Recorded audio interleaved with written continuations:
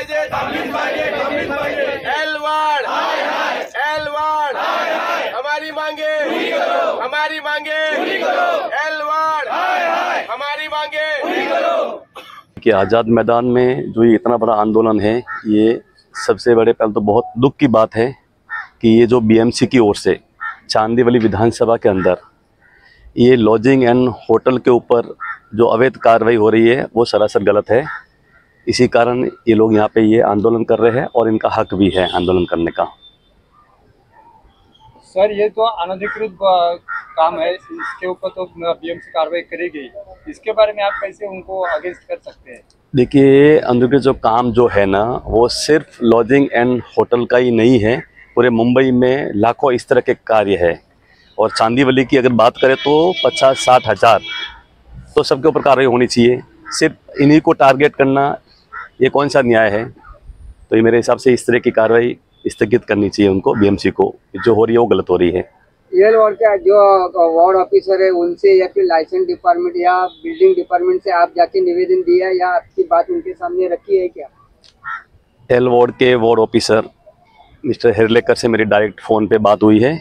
मैंने उनको बताया है कि इस कार्रवाई को तुरंत स्थगित की जाए, क्योंकि इस तरह की कार्रवाई करना ये सही नहीं है। और अगर आपको इसकी कार्रवाई करनी है तो आप सबके ऊपर कार्रवाई कीजिए।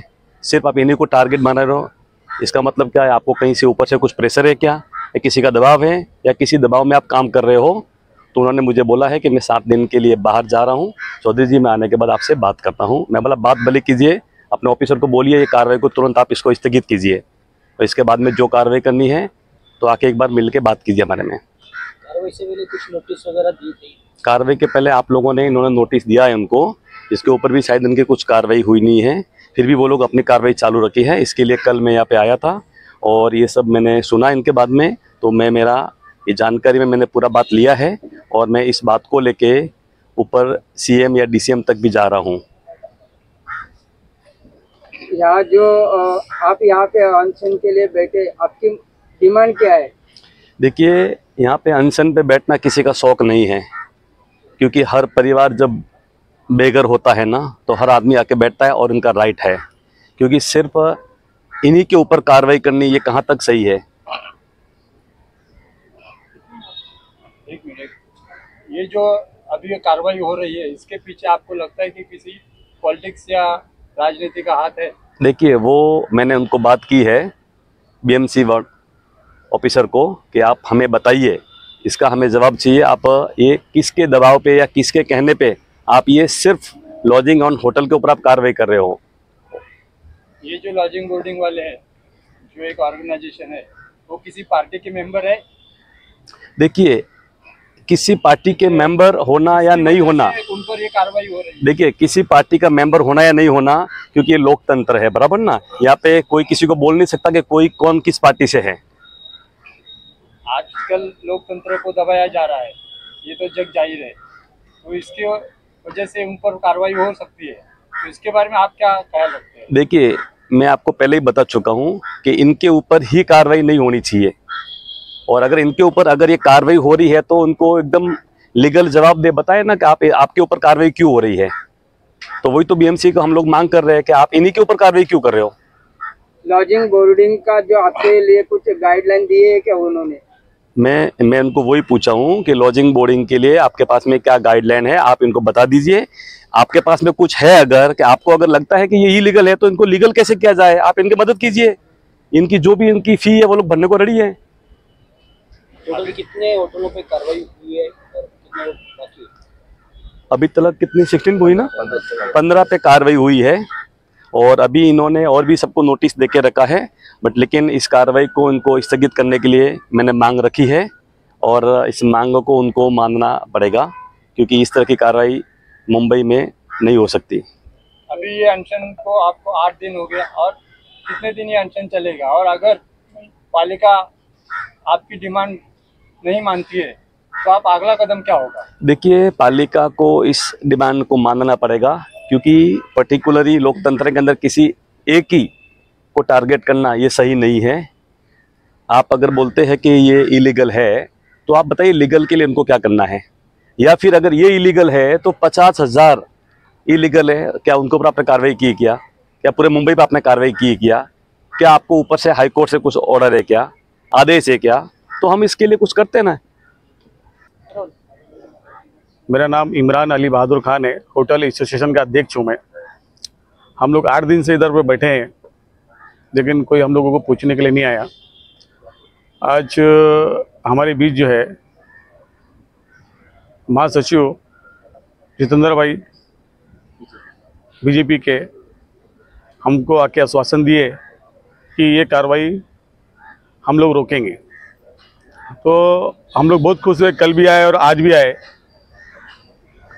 चौधरी साहब, तो उनका बहुत बहुत आभारी है। और मुद्दा खाली होटल एसोसिएशन का जो हम लोग ने जो मुद्दा उठाया है गेस्ट हाउस का, इसमें हम लोग जो है जो बोल रहे हैं कि गेस्ट हाउस के अंदर गलत काम चल रहा है या कुछ भी चल रहा है, ऐसा कोई प्रूफ आज तक कुछ मिला नहीं है, या पुलिस के साथ अभी तक किसी के ऊपर कुछ हुआ नहीं है। और हम लोग का मानना यह है कि सामाजिक काम हम लोग उसके अंदर कर रहे हैं कि बाहर के लोग जो आते हैं, जैसा कि हमारी साउंड मैडम ने अभी बोला, बाहर के लोग आते हैं, इसमें टीबी पेशेंट के, कैंसर पेशेंट के, और जितना भी हॉस्पिटल हमारे नज़दीक के लोग हैं वो लोग बाहर से इलाज करने आते हैं तो हमारे होटल में रुकते हैं। तो सामाजिक काम, एक तरह से हम लोग सामाजिक काम कर रहे हैं। अब इसमें किसको तकलीफ हो रही है, किसको प्रॉब्लम हो रहा है, ना कुछ सामाजिक काम करते हैं ना करने देते हैं। ऐसा भी नहीं है कि कुछ बहुत बड़ा बना दिया है कि धर्मशाला बना दिया है कि वहाँ पे लोग आके रुके, आके नहाए धोए। ऐसा लोग चांदीवली में तो किधर है क्या ऐसा, किधर हमारे इधर। तो हम लोग का मानना यही है कि 8 दिन से हम लोग बैठे हैं, लेकिन हमारे सचिव साहब बीजेपी से चौधरी साहब आए, हमको समर्थन दिए और पूरा आश्वासन दिए कि अच्छे से हम लोग उसको रोकेंगे, रोकथाम करेंगे। और लगभग बात भी किए, सब जगह बात भी हो गया है, लगभग हमारा काम होना चाहिए, हो जाएगा, ऐसा है। तो हम लोग का ये मानना है कि कैसा भी करके कार्रवाई रुकना चाहिए। और हमारे इधर ऐसा कुछ भी नहीं है, हम लोग कल सामाजिक काम करते हैं हम लोग, और आगे सामाजिक काम करते रहेंगे हम लोग। 1000-1200 में एक रूम में 4-4 लोग, 3-3 लोग सोते हैं। वो लोग 5 स्टार होटल में नहीं जा सकते, वो लोग 3 स्टार होटल में नहीं जा सकते वो लोग। या ऐसा कोई चांदीवली विधानसभा में ऐसा कोई बहुत बड़ा धर्मशाला नहीं बनाया है कि लेडीज़ के लिए कोई हॉस्पिटल से आता है या बाहर से आता है तो उनके लिए जो है लेडीज़ के अलग धर्मशाला बनाया है, जेंट्स के लिए कोई धर्मशाला बनाया है।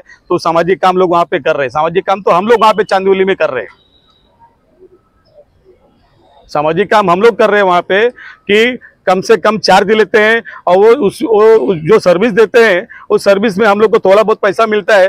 तो अगर थोड़ा बहुत पैसा मिलता है, वो भी पैसा अगर बांटने में जाएंगे तो हम लोग अपना पेट कैसा पालेंगे? होटल का भाड़ा है, लाइट का बिल है, स्टाफ का पगार है, तो कैसा करेंगे हम लोग? तो ऐसा लगता है कि होटल गेस्ट हाउस बनाया है तो लोगों को लगता है कि यहाँ से बहुत पैसा आ रहा है, यहाँ से बहुत पैसा आ रहा है। तो हम लोगों को इस तरीके से टॉर्चर किया जा रहा है और पैसा का मांगनी भी किया जा रहा है। पैसे से मांगनी किया जा रहा है। किसने किया पैसे का? बीएमसी पैसे का मांगनी कर रही है लोगों के थ्रू।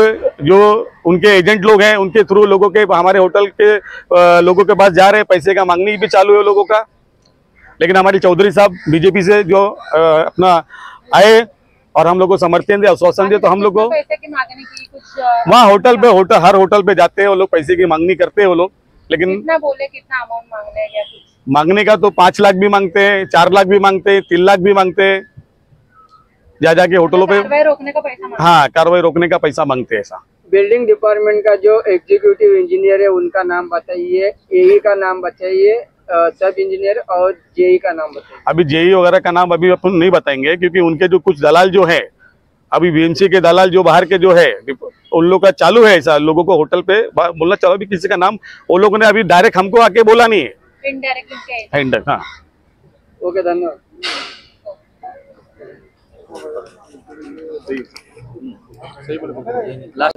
असं कोणत्याही हायकोर्टाचं आदेश आमच्या हॉटेलवर आलेले नाहीत। आम्ही वारंवार वॉर्ड ऑफिसर, डीएमसी यांना विचारले की तुमच्याकडे कोणते आदेश आले ते आम्हाला आदेश दाखवा, परंतु त्यांच्याकडे या संबंधात कोणतेही उत्तर त्यांच्याकडे नाही।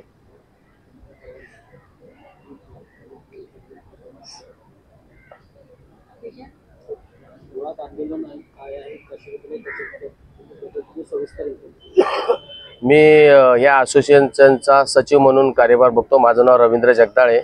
आमचे हॉटेल हे जवळजवळ 25 ते 30 वर्ष जुने आहेत.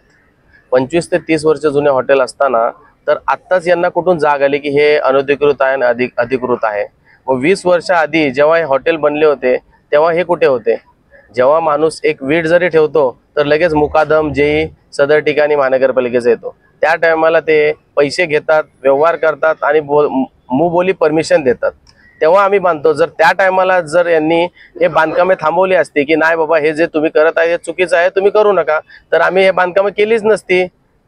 जर ही बांधकामं झाली नसती तर आता कारवाईची वेळ आलीच नसती.